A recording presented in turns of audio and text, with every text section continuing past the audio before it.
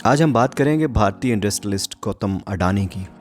जी हाँ, वही गौतम अडानी जो एक महीना पहले जिनकी नेटवर्थ 126 बिलियन यूएस डॉलर्स थी, जो दुनिया के तीसरे अमीर तरीन आदमी थे और जो एशिया के अमीर तरीन आदमी थे।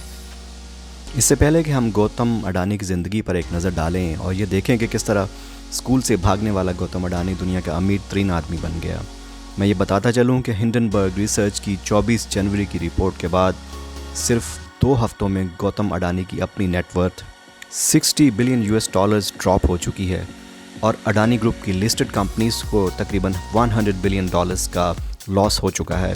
उस हिंडनबर्ग रिसर्च की रिपोर्ट के बाद उस रिपोर्ट ने क्लेम किया था कि गौतम अडानी के ग्रुप्स जो हैं, जो उनकी कंपनीज़ हैं, वो स्टॉक मैनिपुलेशन में इन्वॉल्व हैं। गौतम अडानी इस वक्त 7 कंपनीज़ के मालिक हैं, सीईओ हैं। उनके इस ग्रुप के 23,000 से ज़्यादा एम्प्लॉयज़ हैं और इन कंपनीज़ की टोटल मार्केट कैपिटलाइजेशन ये जो पिछले 2 वीक्स का ड्रॉप है उससे पहले 230 बिलियन डॉलर्स थी। गौतम अडानी का ताल्लुक़ भारतीय रियासत गुजरात से है। 16 साल की उम्र में स्कूल छोड़ दिया उन्होंने, अपनी एजुकेशन मुकम्मल नहीं की और उसके बाद अडानी ने 1981 में अपने भाई की प्लास्टिक फैक्ट्री में अपनी रियासत गुजरात के अहमदाबाद सिटी में प्लास्टिक फैक्ट्री से काम शुरू किया और फिर उसके बाद उन्होंने पीछे मुड़कर नहीं देखा।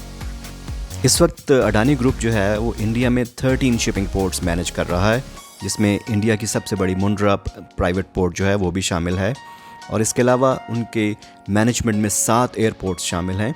इसके अलावा अडानी ग्रुप भारत की सबसे बड़ी हाईवे जो दिल्ली से मुंबई हाईवे होगी वो बना रहा है।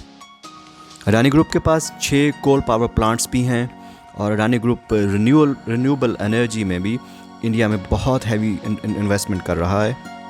इसके अलावा मैं ये भी बताता चलूँ कि इंडोनेशिया और ऑस्ट्रेलिया में कोल माइंस की ओनरशिप भी है अडानी ग्रुप के पास, क्योंकि इंडिया में उनको कोल माइंस की ओनरशिप में, रिन्यूएबल एनर्जी और एनर्जी रिसोर्सेज की ओनरशिप में प्रॉब्लम आ रही थी, तो उन्होंने इंडोनेशिया और ऑस्ट्रेलिया में इन्वेस्टमेंट की इस सिलसिले में।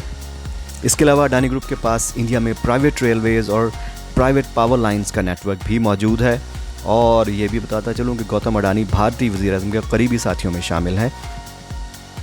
एक और मज़े की बात यह है कि 2008 में जब होटल ताज महल पे टेररिस्ट अटैक हुआ था तो गौतम अडानी भी वहाँ पे उस वक्त उस होटल में मौजूद थे और उस टेररिस्ट अटैक के बाद के दौरान उन्होंने होटल की बेसमेंट में छुप के जान बचाई थी। तो ये एक ब्रीफ सा तारुफ है उस गौतम अडानी का जो एक महीना पहले दुनिया का तीसरा अमीर तरीन आदमी था, लेकिन पिछले 2 वीक्स में हिंडनबर्ग रिसर्च की रिपोर्ट के नतीजे में उनकी नेटवर्थ में 60 बिलियन यूएस डॉलर्स का ड्रॉप आया है। तो ये लेकिन उनको बारे में कहा जाता है कि अभी भी वो इंडिया में किंग मेकर हैं, उनके पास माइडस टच है, जिस चीज़ को भी टच करें वो गोल्ड बन जाती है। तो देखना यह है कि आने वाले दिनों में उनकी कंपनीज रिकवर कर पाती हैं इससे कि नहीं। आज के दिन मेरी तरफ से इतना ही, बहुत शुक्रिया।